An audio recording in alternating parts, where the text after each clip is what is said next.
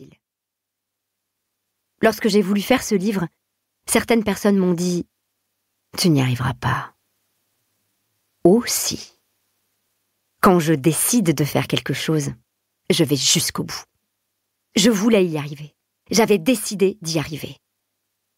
J'ai entrepris ma petite œuvre personnelle avec l'obstination qui est la mienne depuis toujours.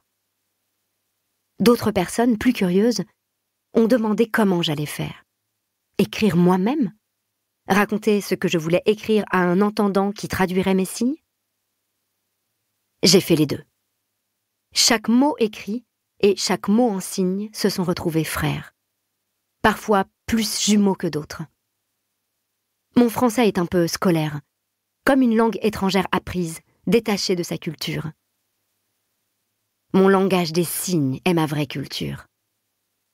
Le français a le mérite de décrire objectivement ce que je veux exprimer.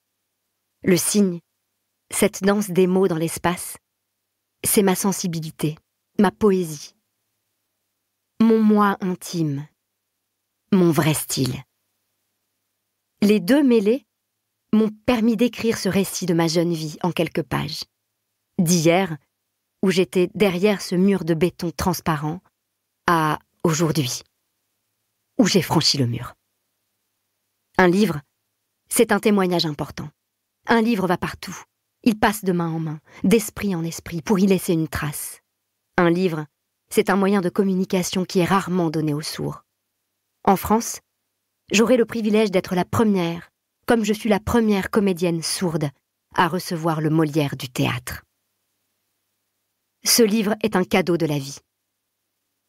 Il va me permettre de dire ce que j'ai toujours tu, aux sourds comme aux entendants. C'est un message, un engagement dans le combat concernant la langue des signes, qui sépare encore beaucoup de gens. J'y utilise la langue des entendants, ma deuxième langue, pour dire ma certitude absolue que la langue des signes est notre première langue, la nôtre, celle qui nous permet d'être des êtres humains communicants. Pour dire aussi que rien ne doit être refusé aux sourds, que tous les langages peuvent être utilisés sans ghetto ni ostracisme, afin d'accéder à la vie. Chapitre 2. Le cri de la mouette. J'ai poussé des cris, beaucoup de cris, et de vrais cris. Non pas parce que j'avais faim ou soif, ou peur, ou mal, mais parce que je commençais à vouloir parler, parce que je voulais m'entendre, et que les sons ne me revenaient pas. Je vibrais, je savais que je criais, mais les cris ne voulaient rien dire pour ma mère ou mon père. C'était, disait-il, des cris aigus d'oiseaux de mer, comme une mouette planant sur l'océan. Alors ils m'ont surnommée la mouette. Et la mouette criait au-dessus d'un océan de bruit qu'elle n'entendait pas, et eux ne comprenaient pas le cri de la mouette. Maman dit « Tu étais un très beau bébé. Tu es né sans difficulté. Tu pesais 3,5 kg. Tu pleurais quand tu avais faim. Tu riais. Tu babillais comme les autres bébés. Tu t'amusais. Nous n'avons pas compris tout de suite. Nous t'avons cru sage parce que tu dormais à poings fermés dans une pièce à côté du salon où la musique marchait à tue-tête, les soirs de fête avec des amis. Et nous étions fiers d'avoir un bébé sage. Nous t'avons cru normal parce que tu tournais la tête quand une porte claquait.